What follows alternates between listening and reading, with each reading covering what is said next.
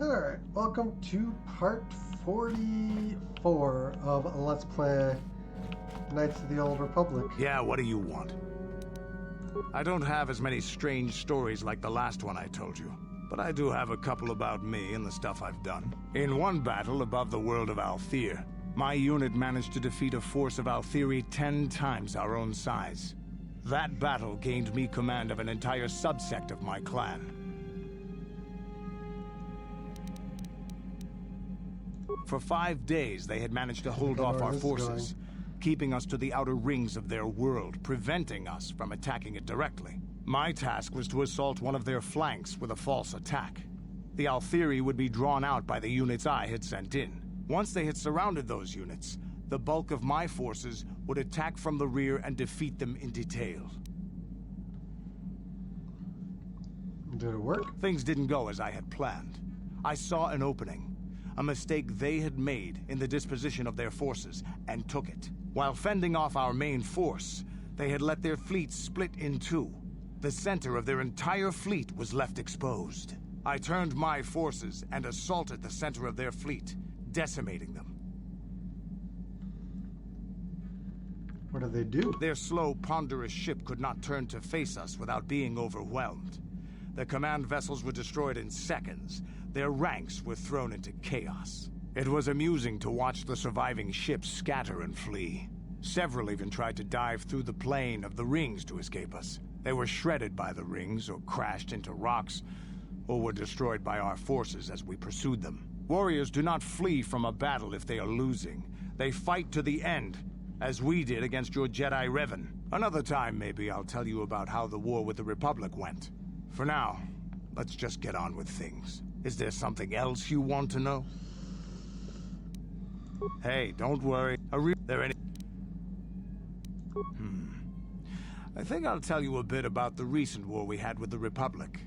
That might be more familiar to you. The one where Jedi Revan beat my people. We started by conquering worlds outside the Republic. We did it quietly, so the Republic wouldn't really know what was going on until it was too late. When we finally did hit the Republic worlds, they had no idea we were coming. We came in through 3 invasion corridors in adjacent sectors.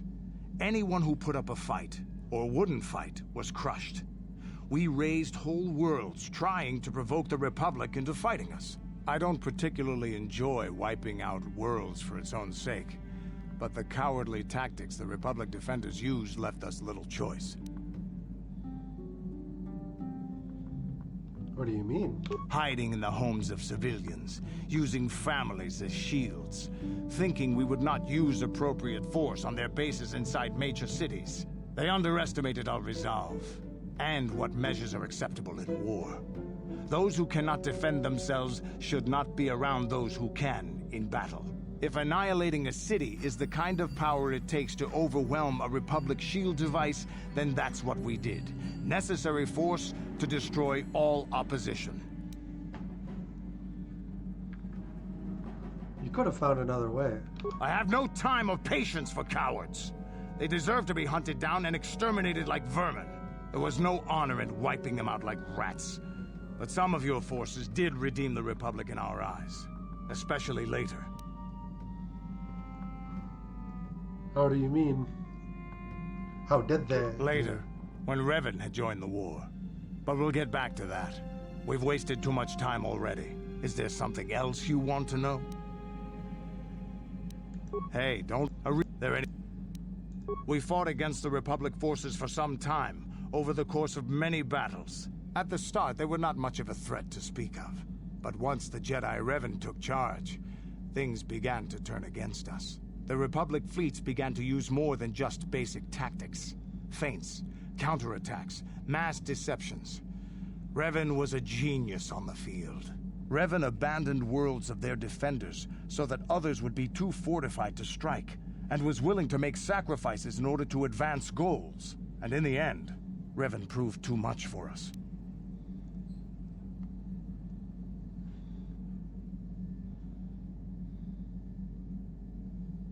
What about the Sith? The Sith had gone, retreated into their empire. They sealed themselves off from the rest of the galaxy. We thought it would be centuries before they'd come back. It's amazing that they could rebuild their fleet so fast. But at the time, it looked like the galaxy was in our grasp. I still remember that final battle in the skies above Malachor 5. The two fleets filling the space around it, outshining the stars. What happened in the battle? It was not your ships, or your men, or your vaunted fight for freedom that won this, the final battle of the war. It was by the actions of one person, the Jedi Revan, that you prevailed. His strategies and tactics defeated the best of us. Even Mandalore himself was taken aback by the ferocity of his attacks, the tenacity of his defenses, and the subtleties of his plans. He fought us to a standstill, and then began pushing back. We really didn't have a chance. Why didn't you retreat? It was what we had wanted all along, in a way. We wanted to fight the best, in a battle that would be remembered for centuries. And we did.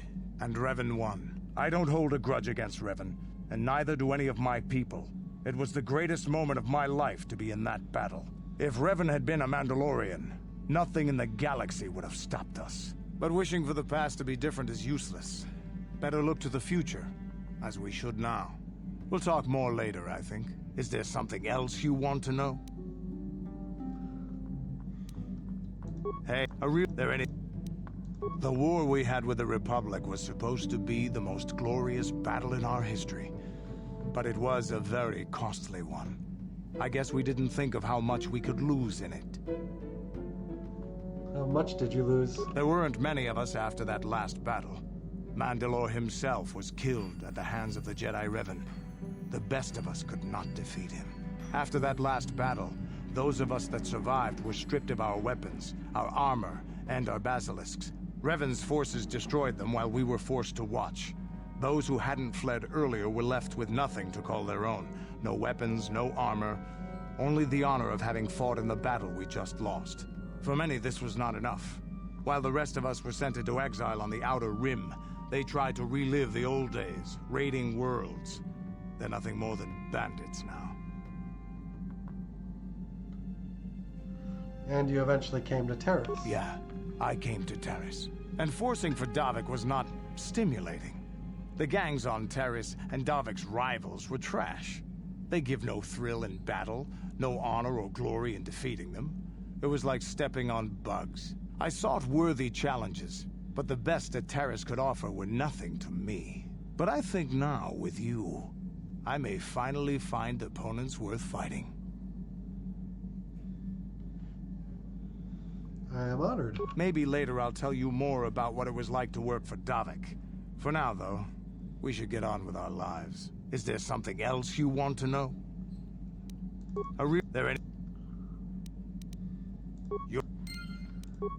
Alright. Yeah, what do you... Yeah, I think that's basically his dialogue.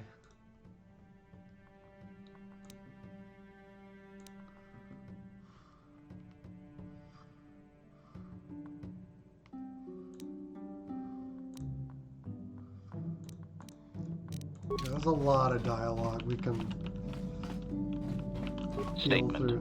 HK-47 is ready to serve, Master.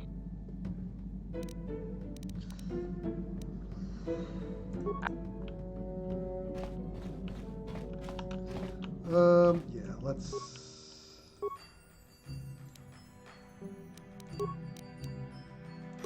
Damn it, next tour. Jenrook's Sigil.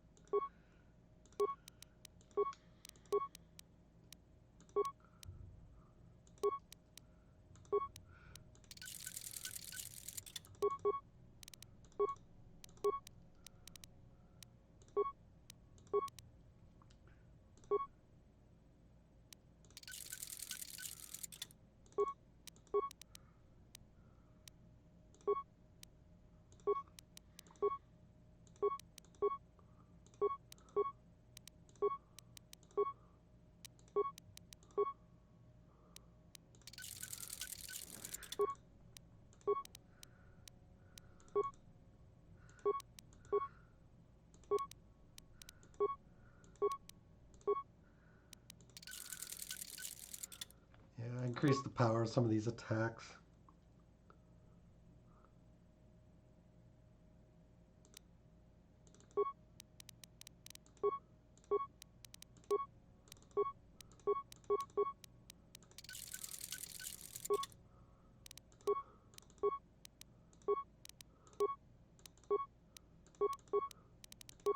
Okay. So we have some dialogue with Juhani. Yes. What is it? Is something wrong? I was remembering Taris. I'm sorry, Juhani. No, it's all right. I think I'm over the worst of it. I apologize again for lashing out at you. It was not your fault. It was a horrible place to have to live. At least in the lower cities where the non-humans tended to get relegated. Living for years in a place with no sun, living off the trash dropped from the upper levels, and the meager pay doing back-breaking labor.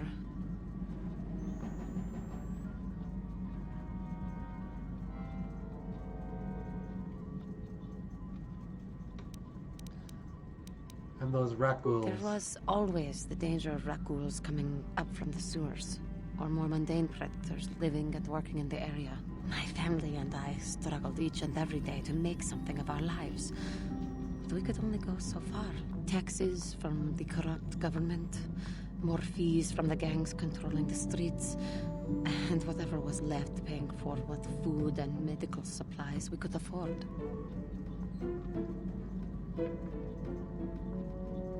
With no money to spare for any amenities, even the enclave on Dantooine seems a paradise in comparison. And of course, there was the constant bigotry and hate from the more affluent and human citizens, lording their wealth over us living below. Every once in a while, a rich human would come down through the lower levels with his droid entourage just to see how the wildlife lived, and laughed at the mockeries that were our successes. But I have come to meet many decent humans in my travels since those days. Indeed, some of the greatest people I have ever met are human. Like who? The Jedi who encouraged me to join the Order. The one who was with the group going to fight the Mandalorians. She was human.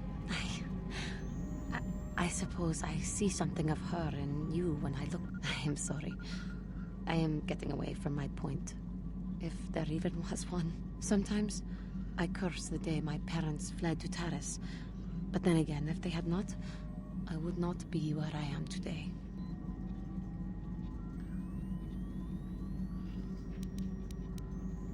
Your parents? Another story for another time. For now, we must continue our own epic. To save the galaxy, if we can.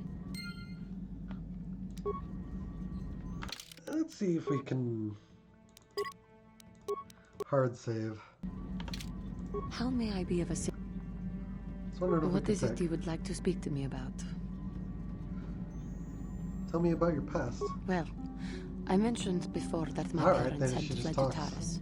Perhaps I can tell you about that. Please do. In the early days of the Mandalorian War, there had been fighting closer to the Outer Rim worlds.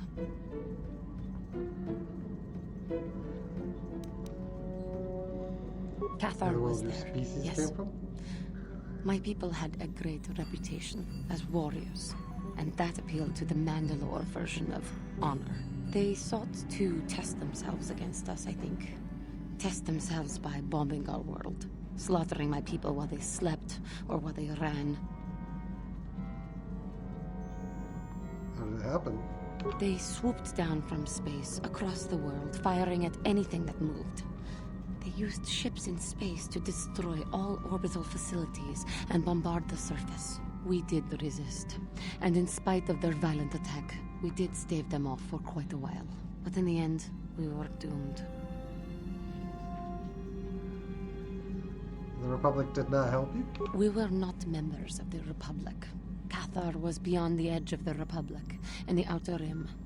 And besides, they could not have known. Our interstellar communications were the first things the Mandalores hit. All other short-range communicators were jammed. We were on our own. We knew what was coming. We had fought the Mandalorians in the first war against Exar Kun and the Sith. We knew there would be no mercy for us. The most we could do was pack the few of our people who survived onto what few ships there remained and send them off into space as fast as they could. Most did not make it. But you survived. My parents carried me as a baby with them and were lucky enough to escape. They fled as far as they were able and eventually settled on Taris. They could stand running no further, I think. But Taris was a horrible choice. Dominated by humans, intolerant of other species, it made everyday life unnecessarily hard.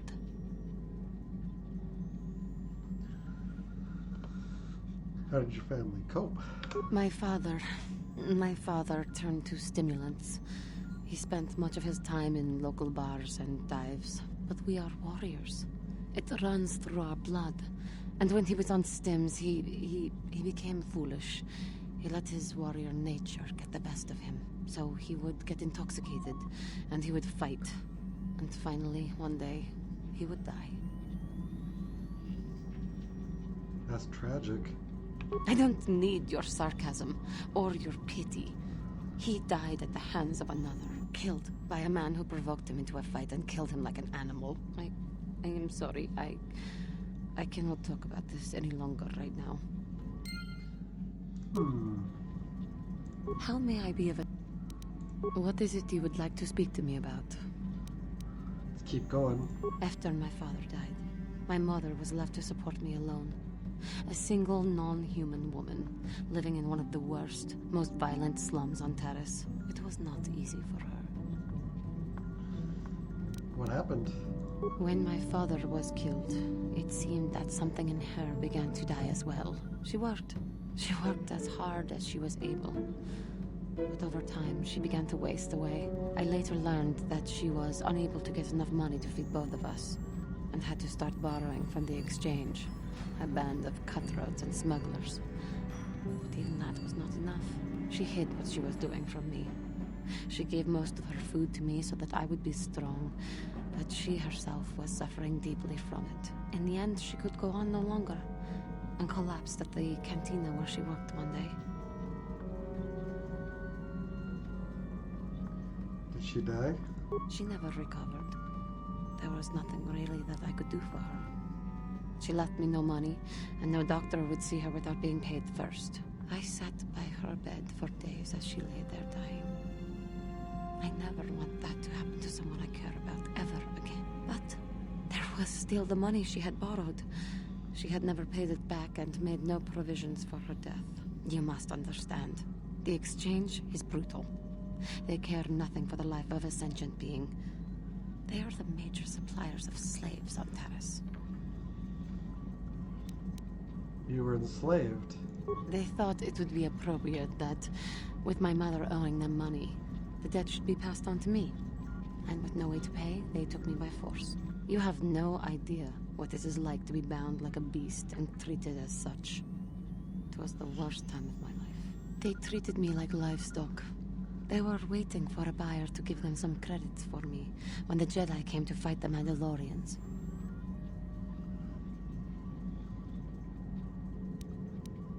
And they freed you. The Jedi could not abide by what they saw there, and drove the exchange from the face of the world, freeing those of us imprisoned there. But the Jedi soon left to fight their war, and I was left with a dream. What did you do? I swore that I would become a Jedi. As soon as I had enough money to do it, I bought passage on a freighter headed for Dantooine, and we both know what has happened since then. Johnny. I am grateful to you for having given me the opportunity to fulfill my dream, rather than become what I hated. Someday, I may make it up to you. But for now, let us keep on the task at hand. I think that finishes her. How may I be of a... her arc. What is it? I have been thinking much about our journey, and I am grateful and honored that you have accepted me with you. I am not used to such unbiased acceptance from one who is nearly a stranger to me. We Cathar do not make friends easily, or for long. Even on Dantooine, I remained alone. Not ostracized exactly, but separate.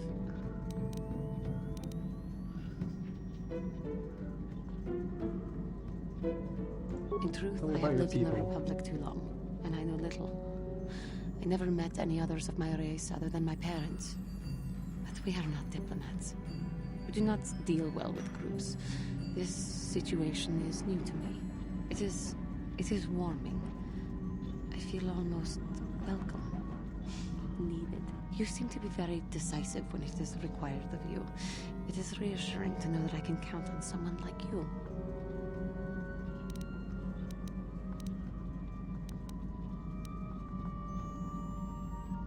We're all in this together. Yes, and that is my point. I find it difficult to explain. It is so different from what I am used to. Just thank you for accepting me. Okay. So, nothing more quest related out of her.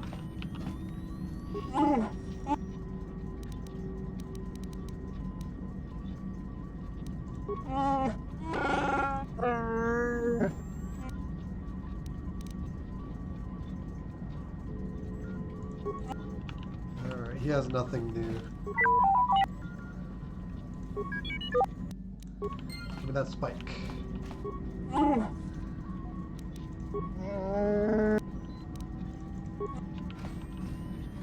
Alright, mission. I think her dialogue's exhausted. Hey there. I want to thank you for helping me with Griff. You did everything you could for my brother, more than most people would have. I know it might look like it didn't make any difference in the end. Griff's in debt and on the run like usual. But at least I know we tried to help him.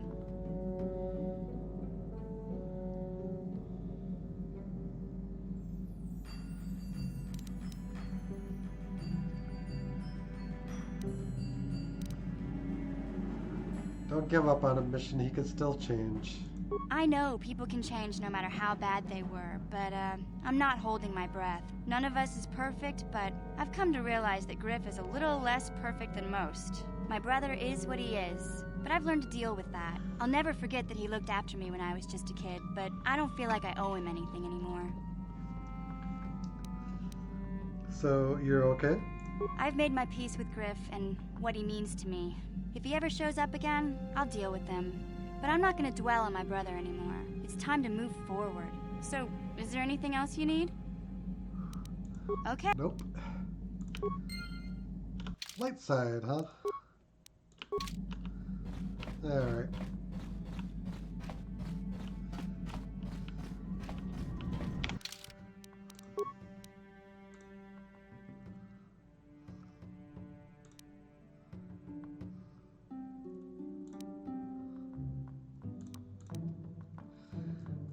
Yeah, Jolie.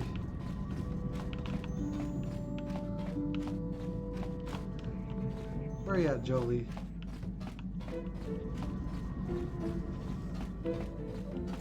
Got something on your mind?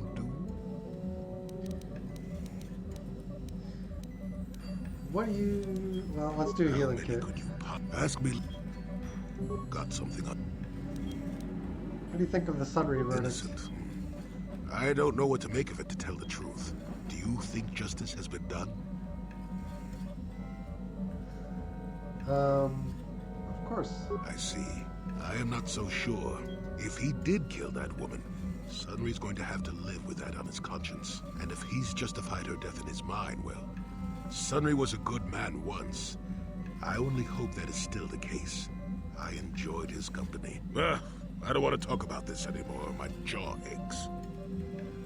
Got something on you. Did I say that? Talk about the adventuring Strange the days. tricks memory plays on you when you get older. It's pretty matter of fact about the trial. Didn't I say that my past was my affair? You don't see me poking and prodding you with questions, do you?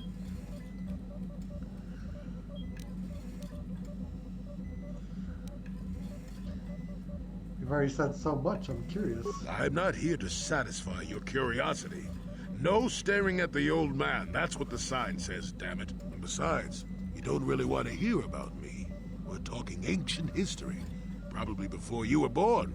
History bores kids. Proven fact.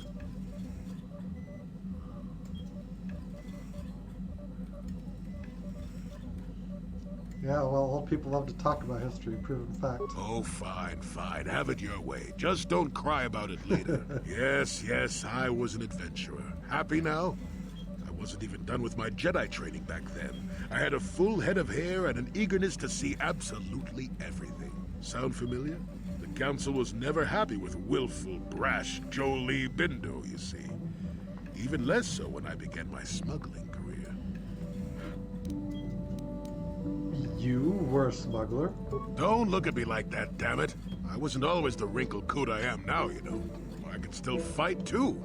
So wipe off that smirk I see there. At the time, the Yukata system was interdicted by its own king. He preferred to keep his people starving and poor. All the better to oppress them. The Senate was trying to negotiate a peace, but they were getting nowhere as usual. I decided I wasn't going to wait. I found myself a ship and a partner, and we began smuggling food and supplies to the Yukata citizenry through the blockade. Was it very dangerous? Oh, it was. I was a half-decent pilot in those days, and with the Force guiding me, we made it through some tough spots nobody else would have. You were a pilot, too. Pilot, smuggler, several other things, too. Or did you suppose I was always a crotchety hermit? Where did you get the credits for those supplies? Well, we didn't buy all the equipment, per se. Some were happy to donate goods. Some we just, knew had more than they could use. So you stole it? Stole is such a harsh word. They would have donated those goods readily enough if they were compassionate. I considered it a tax on the greedy. We only got caught once. A lone Yukatish frigate shot us down and forced a crash landing. I thought the Force had abandoned me, as I remember. What happened? Well, as it happens, getting shot down turned out to be very fortunate. That day was the day The day you what? Well, that was the day I met my wife. Oh, I'm sorry. It's all right. When you're digging through the trash, you shouldn't be surprised when you encounter something unpleasant. If it's all the same to you, I'd prefer to stop talking now. My mouth is starting to draw flies. Got something on your... Okay, he's shut down for the time being.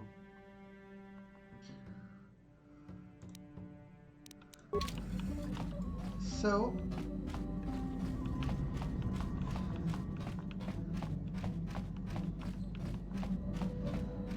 yes, what's on your mind?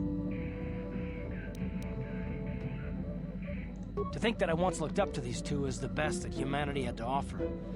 Now I'd like nothing more than to put a blaster to both their heads. Although I suppose that only Malik is left, isn't he? Turned on his own master. Not that Revan didn't have it coming. Typical for their kind, I guess. You knew them personally? No, not personally. They aided the Republic during the Mandalorian Wars. They were heroes. Without them, the Mandalorians would have finished us for certain. In the fleet, we didn't see much of the Jedi, and I only met Malik once, but I was impressed by him. I guess that just shows how much the dark side can change someone. Do you know why they turned to the dark side? Nobody does. When they left, after the Mandalorian Wars ended, they were Jedi. When they returned, they were something else.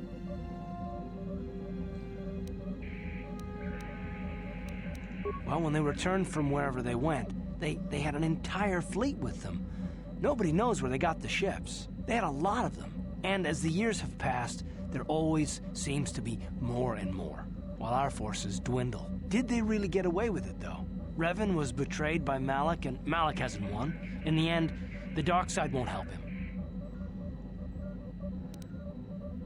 I used to think that it was a fancy name for something that I see every day. Corruption is everywhere. People are greedy and stupid and do horrible things. I'm starting to think it's different for the Jedi, however. That there's this evil watching them, waiting for its chance. You have so much courage and strength in you, yet somehow I have no trouble imagining it differently, like the flip side of a coin. It's not just you, it's Bastila as well. She's so intense. And I don't pretend to know much about the Force, but I know evil.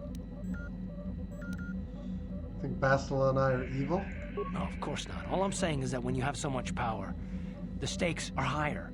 I can only imagine the kind of conflict that goes on inside you. Well, neither you nor Bastila are fully trained on how to handle your power. I'm just concerned at what might come. That's sweet. I didn't know you cared. Oh, and that's not what I mean, I wouldn't want to see you hurt, either of you. I suppose finding the star maps is more important than your training and your safety. I just hope there isn't a price for you to pay.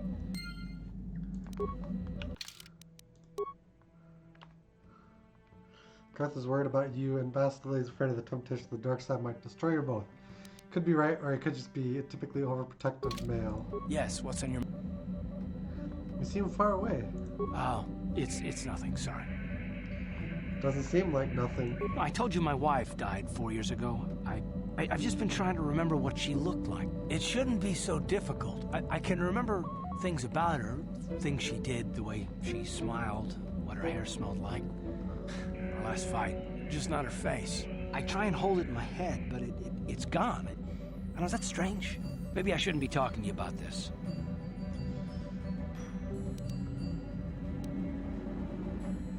It's not strange, Garth. You remember the important things. But I should be able to remember her face.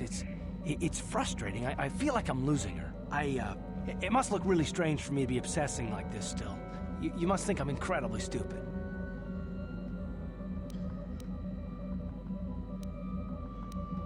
No, but I doubt your wife would want you to do this to yourself. Well, I suppose you're probably right, but I have to do it anyway. The only thing that's kept me going since she died has been the need to find Saul and kill him.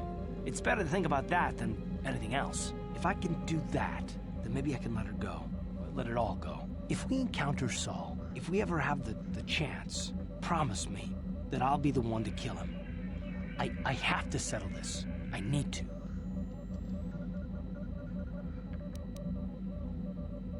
That's not going to help anything, Garth. Whether it does or not, that's the way it has to be. I guess there's no need to discuss it until then.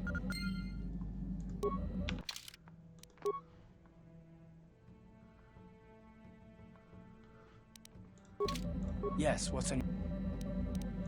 Alright, he's shut down. How can I help? Then I... Okay. Small space station orbiting a gas giant.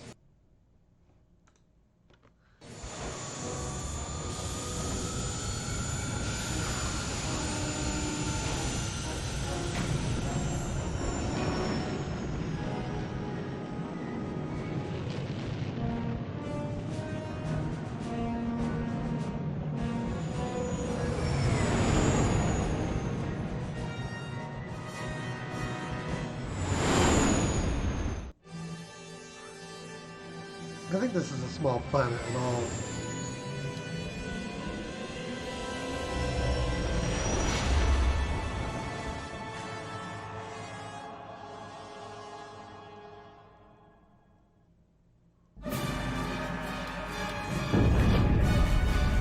What happened? What's going on? Sith interdictor ship. They must have been waiting for us on the hyperspace route. We're caught in their tractor beam. Do you recognize the ship? It's the Leviathan. Saul Carroth's vessel. My own mentor.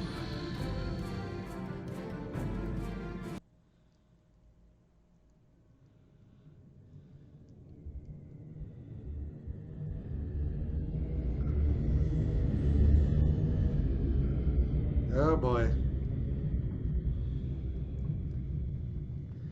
And I thought we were going to Yavin.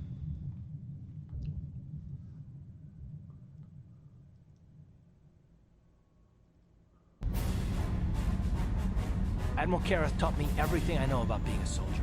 He was a legend in the Republic fleet, and a hero to me until he betrayed us. When the Sith attacked my homeworld, the Leviathan, which is Saul Carroth's flagship, was at the head of the fleet.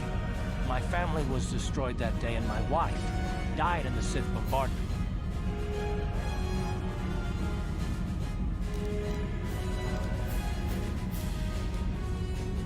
I'm not gonna do anything stupid.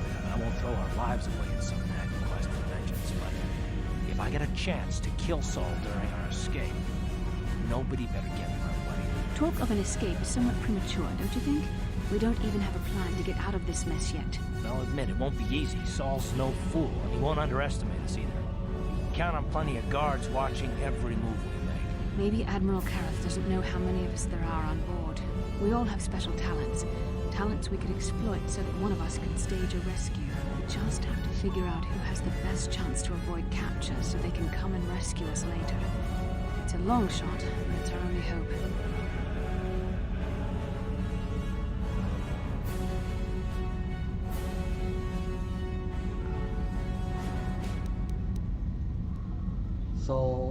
Karth knows Saul the best. The Admiral will be watching the three of us far too closely for any plot involving you, me, or Karth to succeed.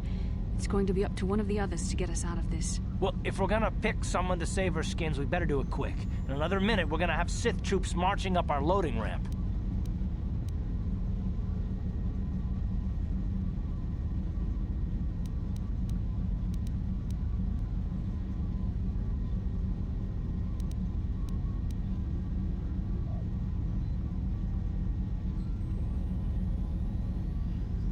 Go, Jolie. I don't think I could use my force powers to convince a whole squadron of troopers to let me go free, but maybe I can use it to get them to take me to a separate cell. They'll probably only leave a single guard to watch over an old man like me.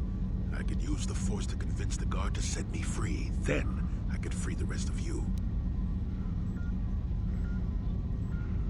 All right, Jolie. Sounds Hold good. on, they're dragging us into the docking bridge. I like Jolie. Bastila, Karth, and the crew have been taken prisoner as you ordered, Commander. Excellent. Have you searched the ship thoroughly? Admiral Kareth warned me to be on alert for any kind of treachery. We found an old man in the back. I think we should keep him separate from the others for questioning. A strange request. And why do you think this old man should be segregated? I'm not sure, Commander. After speaking with him, I just think we should question him away from the others. I agree, Commander. After speaking with the old man, I think we should question him away from the others. Very well. The Admiral is probably too busy to bother with this old man anyway. Take him to solitary confinement for interrogation. Report back to me if you learn anything. Karth, it has been far too long since we last spoke. I see the recent months have not been kind in your case. I barely recognized you. But I recognize you, Saul. I see your face every night, even as I promised myself I will kill you for what you did to my whole world. Did you learn nothing in your time under me? As a soldier, you should understand that casualties were unavoidable. This was an act of war. It was a cowardly act of betrayal. Your fleet bombed a civilian target into oblivion without warning or provocation, and the blood of those innocent people is on your hands. In war, even the innocent must die. The Sith would not accept me until I proved I had truly turned my back on the Republic by bombing the planet. My wife died in that attack, Saul. And for that, I swear I'll kill you. You used to be a man of action, not of empty words.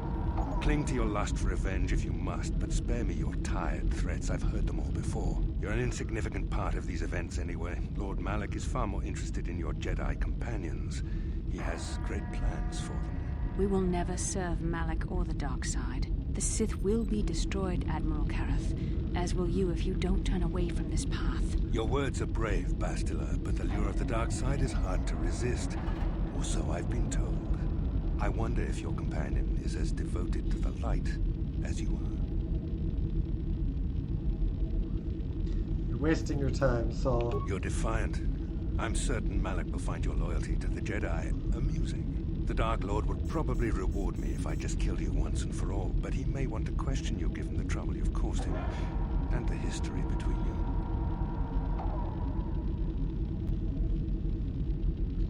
What are you talking about? You mean, oh, this can't be true, can it? You really don't know what's going on here, do you? Well, I won't be the one to deprive Malak of the pleasure of telling you himself. The Dark Lord will no doubt torture you for information and for his own twisted pleasure. Eventually, you will tell him everything. The Sith can be very persuasive. However, Lord Malak is in another sector. It may be some time before he arrives, so I suppose I will have to fill in for him until then. Activate the torture fields.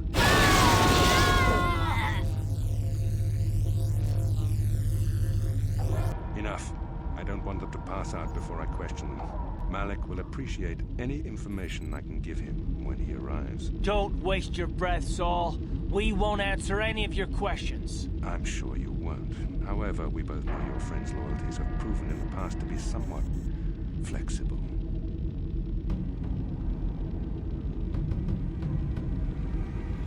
My loyalty is as true as cards. It is time to put your loyalty to the test. I doubt torturing you will gain me your true cooperation. Your will is too strong to be broken that way. However, even the strongest of heroes has trouble watching those they care about suffering. The interrogation will begin now. Each time you refuse to answer or give me a false answer, Karth will suffer.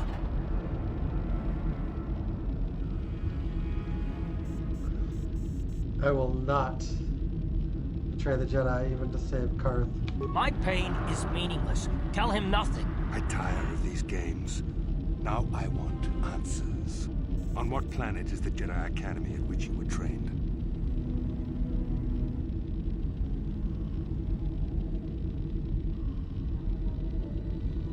I have no idea what you're talking about. This is the price of your resistance. Enough! You see what happens when you try to defy me. This first question was a test. Obviously, Malik knew the Academy was on Dantooine, and it has since been destroyed by our fleet. Dantooine is an empty graveyard now. Nothing is there but a smoking ruin and the charred remains of your former masters. You'll pay for this crime, Saul. More empty threats. We Sith prefer to let our actions speak for us. Perhaps that is why we are winning this war. Now, tell me your mission. How were the Jedi planning on using you to stop Lord Malik and our Sith Armada?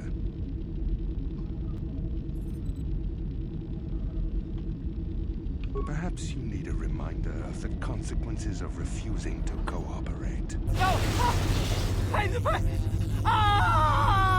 Listen, can you not hear him suffering? You can spare him further pain by simply answering my questions. Now I will ask again, on what mission did the Jedi Council send you? You are a sick and evil man, Saul. Perhaps another lesson is in order. No! No! I beg you! Mercy! No! I am surprised he did not pass out sooner. Rarely have I seen someone withstand such punishment and remain conscious. I see I'm wasting my time here.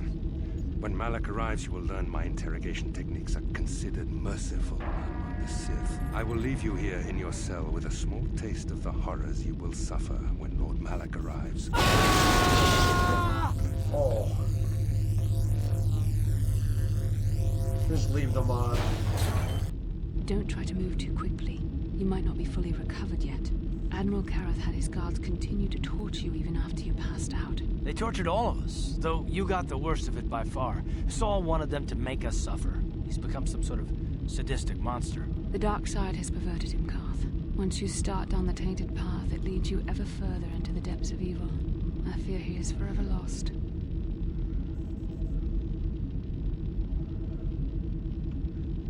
No one is without hope of redemption, Bastila. Yes. I suppose you're correct. Sometimes it's easy to lose sight of that hope in the face of such unbridled cruelty. But you speak the truth. I suppose I'm taking the news of Dantooine's destruction quite hard. First Taurus, now the Academy. Is there no end to the killing? Maybe Admiral Karth was lying. I'd like to believe that Saul was lying to us. But even as he said the words, I knew they were true. The Academy is gone. We should have felt a disturbance in the Force when the attack came. The fact that we did not is a bad sign. I fear the dark side has grown stronger, casting shadows our vision cannot pierce. I can only hope that some of the Jedi escaped. Rook, Endar, Zar. I cannot imagine all of them being gone. In any case, we've lost our one place of refuge in the galaxy. None of this will matter if we don't get out of this prison before Saul gets back. Where is Saul now? Saul mentioned that Lord Malik was on his way. I think the Admiral left to prepare for his arrival and to report the results of our interrogation. It is fortunate you were able to resist the Admiral's questioning. The fate of the galaxy could be changed by revealing the slightest piece of vital information. I have to confess something. There was a moment, just a moment, when part of me was hoping that you would tell him what he wanted to know, just to make the horrible pain stop.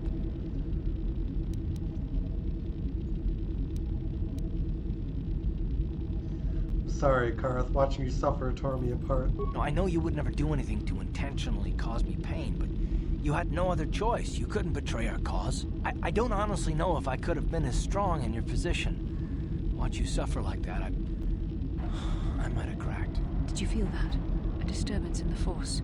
The Admiral has sent his message. The Dark Lord knows we're here now. Malak is coming. Well, then we better hope Jolie busts us out of here before he arrives. God, I need to speak with you. What do you want, old man? You better not be trying to cause any trouble, or you'll be sorry. The cell is too drafty. My old bones could catch a chill in here. We don't want that. You better let me out.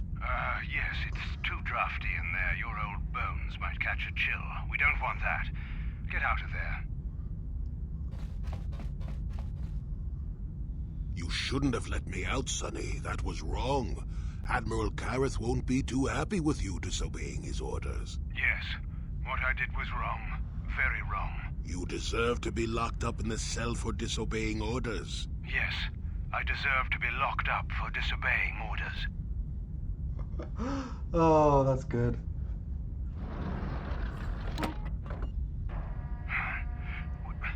What just happened? What am I doing in here? Damn you, old man. I'll kill you if I ever get out of here. Then I'll be sure to never let you out. Goodbye, Sonny. Oh, okay.